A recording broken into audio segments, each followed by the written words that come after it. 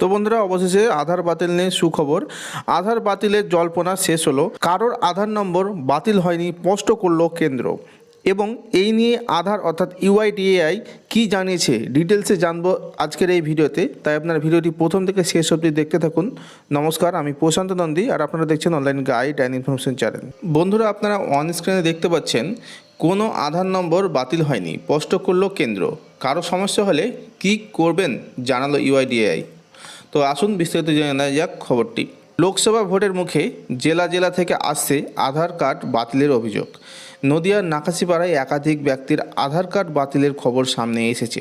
আধার বাতিলের জেরে form fill up করতে পারেননি কাঁকসার কলেজের ছাত্রী। এই আবহে ইউআইডিএআই অর্থাৎ unique identification authority of India জানিয়ে দিল কোনো আধার কার্ড বাতিল হয়নি। যে কোনো রকম বিভ্রান্তিতে কি করতে হবে তাও জানানো হলো সরকারের তরফে। এখানে একটি লিঙ্ক দেওয়া রয়েছে uidi.gov.in। এর তরফে একটি বিবৃতি জারি করে বলে দেওয়া হয়েছে আধার সর্বাধিক ব্যবহৃত ডিজিটাল পরিচয়পত্র। অসংখ্য ভর্তুকি, সুবিধা এবং পরিষেবাগুলি পেতে ব্যবহৃত হয় এই আধার কার্ড। সে কথা বিবেচনা করেই আধার ডেটাবেস যাতে নির্ভুল থাকে তার জন্য ইউআইডিএআইয়ের নথি এবং আধার তথ্য আপডেট করার কাজ শুরু করেছিল। আধার ডাটাবেস আপডেট রাখার জন্য গৃহীত কার্যক্রমের মধ্যে আধার নম্বর ধারকের কাছে সময়ে সময়ে বিজ্ঞপ্তি জারি করা হয়। এই প্রসঙ্গে একথা স্পষ্টভাবে জানানো হয়েছে যে কোনো আধার নম্বর বাতিল করা হয়নি।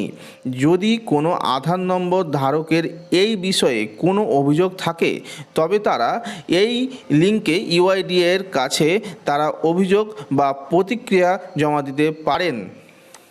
তো সেই লিঙ্কটি হচ্ছে এটা। ক্লিক করতে হবে এই লিঙ্কে, অর্থাৎ এই যে লিঙ্কটি রয়েছে এই লিঙ্কে।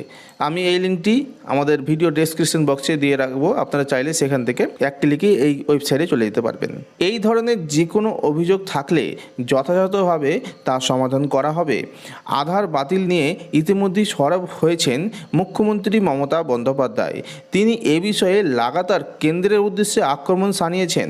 বলেছেন, রাজ্যকে অন্ধকারে রেখে আধার কার্ড বাতিল করা হচ্ছে, মানুষের গণতান্ত্রিক অধিকার ছিনিয়ে নেওয়া হচ্ছে। যদিও এই অভিযোগকে সর্বৈব মিথ্যা বলে দাবি করা হয়েছে বিজেপি শিবির থেকে। শুভেন্দু অধিকারী তার এক্স হ্যান্ডেলে লিখেছেন, আধার কার্ডের রাঁচি আঞ্চলিক দপ্তরের ভুলে সমস্যা তৈরি হয়েছে।